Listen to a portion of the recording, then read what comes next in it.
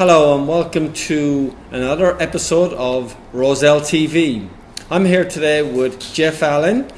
Jeff, welcome to the studio. Thank you, John. Happy to be here. Oh, it's great to have you here. So, Jeff, look, tell us a little bit about your background. You're Australian born? Yes, I am. I was born in Tamworth, actually, country Australia. Tamworth, very good. Yes, my father was in the police at the time, and a country copper. And I was there. I was supposed to be born elsewhere. I came early. Right. A week early, and ultimately, we went from there to Cootamundra, another New South Wales country town, and then on to Deniliquin. Very good. No, Deniliquin. Where's Deniliquin? Deniliquin is down on the Hay Plains, sort of south-central New South Wales, down near the Victorian border. Near the border, okay. Yeah. So fairly small towns you grew up in then, with it? Yes, I was very young when I was there, yes. And when I was about 7 or 8, I moved to the Blue Mountains, up to Lura. Lura, very nice. Yes. Okay. Very cold, but nice, yes. Cool, but nice. So what was it like growing up in Lura? No, it was good. Yeah. It's very. When I grew up there, it was very countryish still. Yes. Now, when you go up there, if you visited there, it's almost an outer suburb of the city with the road all the way up there. So, it was a bit more secluded when I grew up, a bit more segregated. So even all the different towns. How far would it be, say, from Katoomba, Lura? Is it halfway up? Is it about halfway up the mountains? That's probably about through 2/3 of the way across the mountains. Okay. Katoomba is. Yes. And it's about 80 or 90 k's from Katoomba to Sydney CBD. Right. Okay. Very good. Yeah. Very good. So you went to primary school and secondary school? Yes. As I said, I got there when I was about 7 or 8, and I went to primary and then high school. So it was actually Lura Primary and then Katoomba High School. Katoomba High School. Okay. Very good. Yeah. And tell us, how was school? How were you at school? I was an absolutely atrocious student. If I could, I would go back and apologise to my teachers now. I was the disruptive one. Yes. Oh, really? Okay. So what? They were glad to see the back of you, were they? They were, absolutely. Yes. So tell me, did you get into sports when you were in school, or what was your? I sort of dabbled in sports a bit, a little bit of football, and there wasn't much on offer up there really. Okay. Football. I played a little bit of squash when I was younger, right? And a little bit of golf. All right, just sort of off and on with those things. But then the main sport I got into when I was younger, when I was about 17, I got into martial arts. So.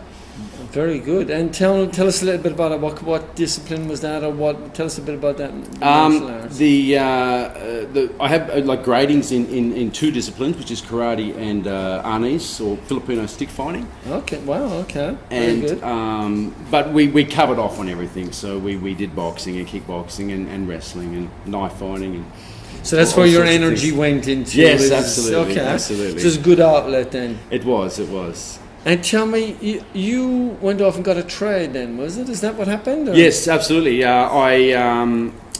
I left school, I had a couple of jobs and ended up in a hardware store. Oh yeah. Timber yard, and then from there, just meeting the tradesmen and stuff, I got a trade apprenticeship as a carpenter. Fantastic. Yes. And so you completed your trade? Where was it? Was that in the mountains as well? It was up in the mountains, okay. on domestic construction, so housing and stuff like that. Oh, very good. I finished my trade, and then I contracted for a couple of years after that. Okay, and then you take a left turn, what would appear, but then there's the link, because your dad was a policeman, isn't he? Was, yes. Right, he was 36 years in the police. He was the old school, one job, gold watch at the end, and that was it. not but that makes days. sense to me. So I was a bit puzzled about that, but it's in the DNA, was it? Maybe. Well, I come from 6 children, a family of 6 children, but I was the only one that joined the police. So maybe partial DNA. Right. So you joined the police force, and tell us a little bit about that. How long were you in the police force? Where were you based? I was actually in 2 state police forces. I was in New South Wales and WA. Oh wow! Okay. And I did about 5 years here in New South Wales, and that was at the majority of the time was at Mount Druitt in Western Sydney. Mount Druitt, the Wild West. Yes, is it? it was. It's known as the Bronx. Most of the police, yes.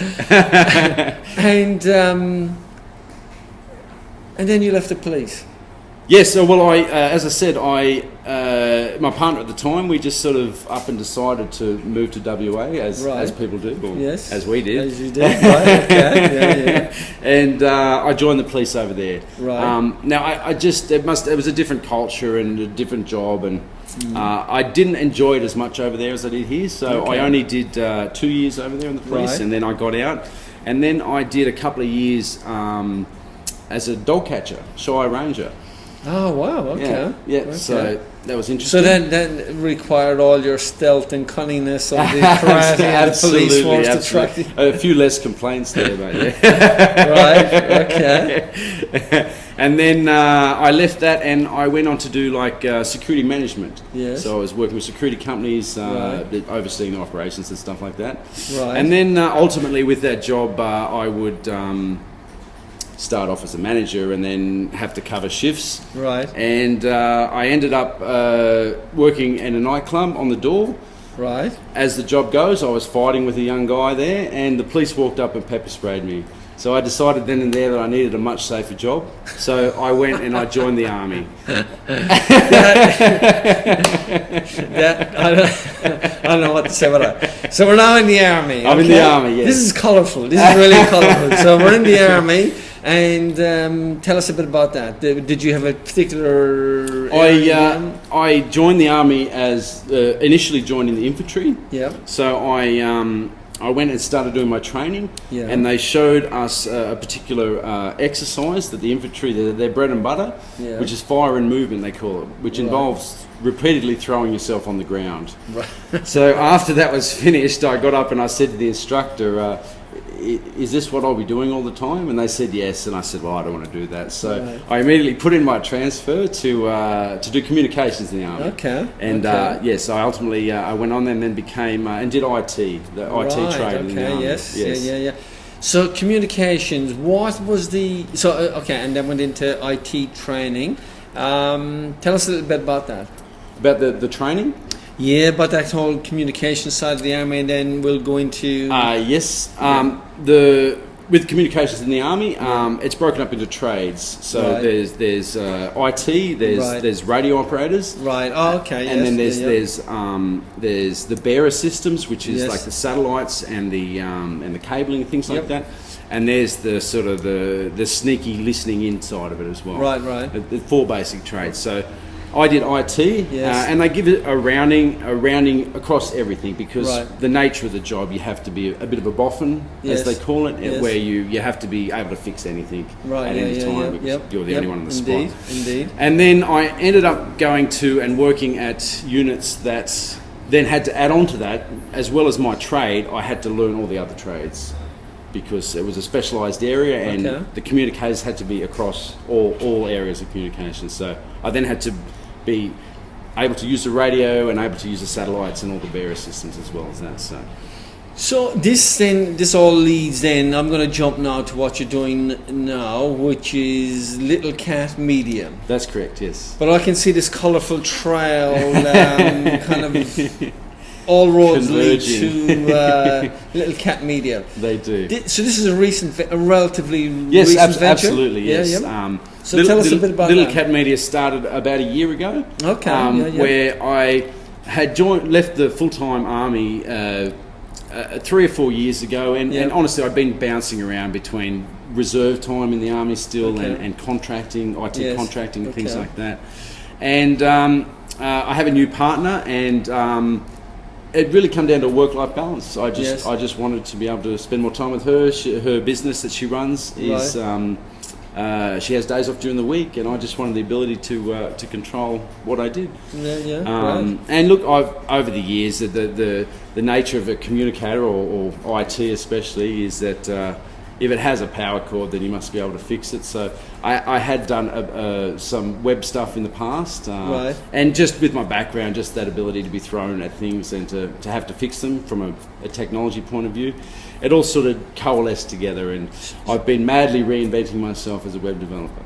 So so you're heading more down the web development side. Is that what are the verticals that you would do? Let's say within the business. Media, the web design side of it is just one facet where I like to say we come and help you take control of your virtual presence. So yes, it's basically, to use a military term, we grip up your virtual presence. Right. So, Okay. So that it's well presented. Yes. But as well as that, I'll also do custom IT solutions. So if you as a real estate agent said, I want to look at how I do my business and how I control it, information management wise and process wise. Yes. I would come in and maybe identify some industry software or industry things or things that are available now technology wise that would sort of key into what you're doing and help you with that as well. Okay.